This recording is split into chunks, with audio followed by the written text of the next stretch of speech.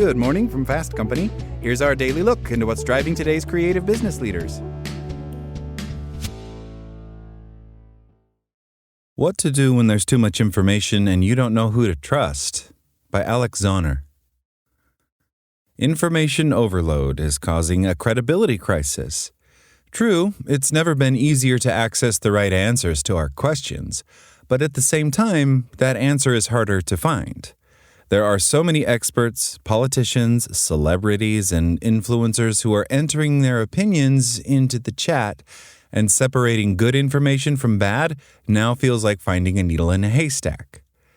As a reformed social media addict and qualified business psychology professional, I know this challenge from the inside out. I spent 15 years manufacturing influence to sell products to unsuspecting users online, while succumbing to the very campaigns I helped architect. Ironic karma. As internet culture has given everyone a platform, it's become infinitely harder to know who to believe and why. The internet has become a hotbed of monetizing almost anything, and many use that overwhelm to lure people to buy something.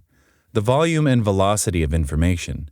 Most adults spend upwards of 2 hours a day on their mobile devices, much of it scrolling social media.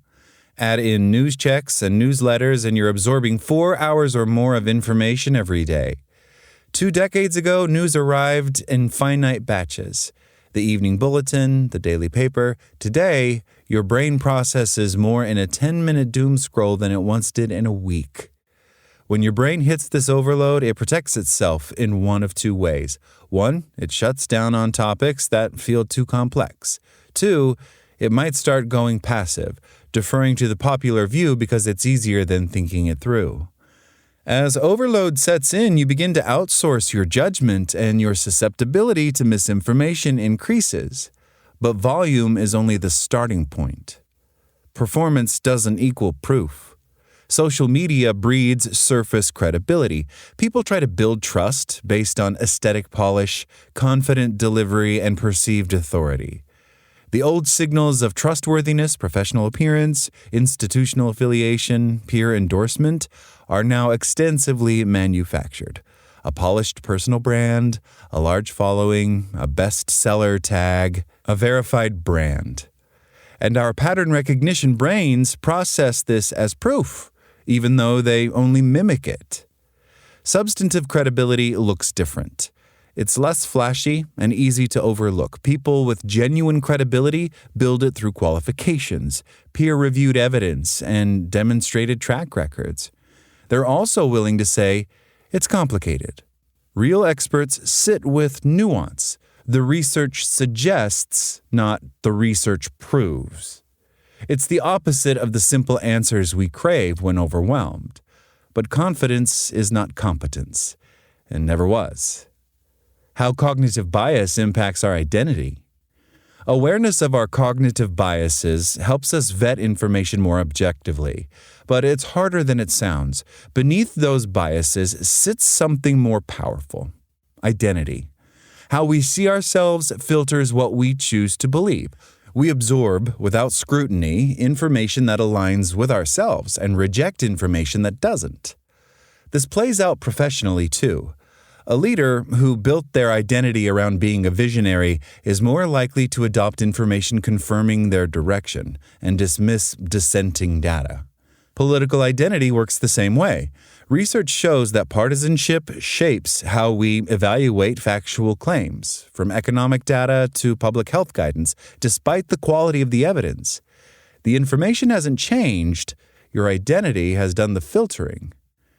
Tribalism compounds it further. Industries and niche communities develop their own cultures, which makes it hard for us to update our beliefs. The most dangerous credibility failures occur when we already wanted to believe something and surface credibility simply handed us the justification. What you can do about it. The good news is you're not too gullible. Your brain is doing exactly what it evolved to do: use shortcuts to save time and energy. And while companies have invested billions of dollars to hijack those shortcuts, awareness is your leverage. Here's how to use it. Pause when something feels immediately right. Strong certainty often means your identity did the evaluating, not your critical thinking. Check what makes this person qualified, specifically. Credibility doesn't transfer across domains. Build your comfort with complexity. Notice whether someone says, the research suggests or the research proves. Humility is a reliable marker of real expertise. Separate the story from the evidence. Great stories feel compelling, but they're not proof. Check the incentive structure. Ask what they stand to gain from your belief. Notice when information flatters your existing views. An agreement without friction is worth interrogating. Seek out credible disconfirmation. Look for high-quality sources that challenge your position. The best updates rarely come from sources that already agree with you. The credibility crisis is real and is making it harder than ever to sort fact from fiction, well beyond the dark corners of the internet. The question isn't whether you're susceptible to surface credibility. You are. The question is whether you're willing to slow down, interrogate your own thinking, and build habits that make you harder to fool. That's all today from Fast Company. Talk to you tomorrow.